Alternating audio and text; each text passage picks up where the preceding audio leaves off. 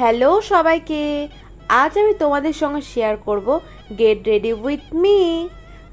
আজ হচ্ছে জামাই ষষ্ঠী, বাঙালির একটি বিশেষ উৎসব, যেখানে মায়েরা তাদের সন্তানের জন্য এই দিনটি পালন করেন এবং দেবী ষষ্ঠীর পুজো করেন এবং তারপরে মায়েরা সন্তানদের জন্য বিভিন্ন ধরনের রান্নাবান্না করেন তাদেরকে খুশি করবার জন্য, এবং নতুন জামাই হলে তাদের জন্য খাবার আয়োজন করেন মায়েরা।